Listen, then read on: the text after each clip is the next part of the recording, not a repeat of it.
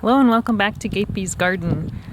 I'm going to be doing another tour like I did last year of the volunteers around the yard.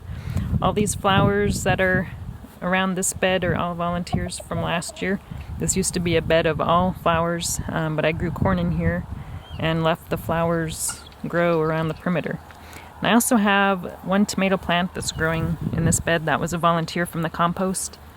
And it looks like it's going to be an indigo cherry drop, which I grew last year. So I'm excited about that. It was a really good tomato. And then in the onion bed, I've got a few volunteers growing that came up from the compost and also what I grew in here last year. I have some red amaranth that's growing up here. It doesn't look like it's going to be getting very big. I have another one back here that's a little bit bigger. And then I've also got some purslane. I've been pulling a lot of that out because I don't want it to go to flower in here. And I also have a big dill that's growing up in here, and I pulled a lot of dill and also some chamomile out of this bed, but I did let some of it grow. And then I also have a kale. This is a flat leaf variety that I grew last year, so I've been eating some of that and also feeding it to the chickens.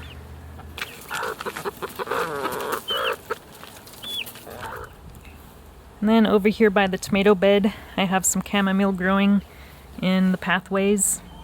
And I pulled out a lot of chamomile from the yard this year, but I did leave that one in. And then back here behind the herb bed, I've got more chamomile. And this is all just an empty space that I'm going to probably put a tree back here, maybe one of my fig trees. But I have mostly weeds and stuff back here, but I have the chamomile and I also have a lot of borage. So I've been trying to keep the weeds at bay back here and just letting the borage and the chamomile grow. The bees just really love this area. And under one of the apple trees, I have some more dill here growing, and it's just about to set some flowers. And I have also got another big kale plant back here. And these must have come in through the compost that I put in around the apple trees. And then under my plum tree, I've got some kind of a squash growing here.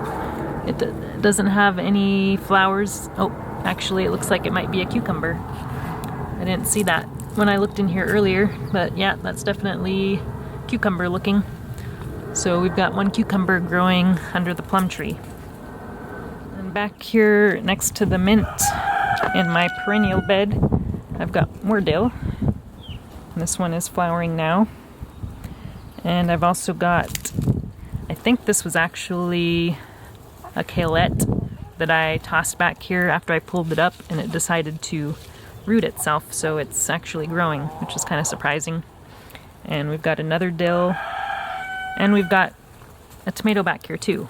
This tomato, I don't know what it is, but it's just starting to set some little tomatoes on it. So we'll have to wait and see what that one is. And if we go in the greenhouse, we've got a couple more things growing in here that I didn't plant, at least not this year.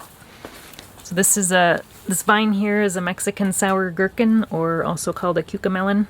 It doesn't have anything to climb on in here, so I'm just kind of letting it grow across the ground. There's nothing really planted in this area for it to mingle with. I also have, it looks like there's a parsley growing in here. And then I've got purslane, which came in from the compost. And I'm pulling that before the flowers dry up because I don't want it to go to seed in here. And then I've got more cucamelon back there. And let's see. We've also got cilantro back here. And I've got a lot of that went to seed back here. I let the flowers dry up and harvest the coriander. And while I'm harvesting the coriander, a lot of it falls back here and starts growing. So I have cilantro pretty much all year round. And that pretty much covers all the volunteers for this year. Thanks for watching, and we'll talk to you again soon.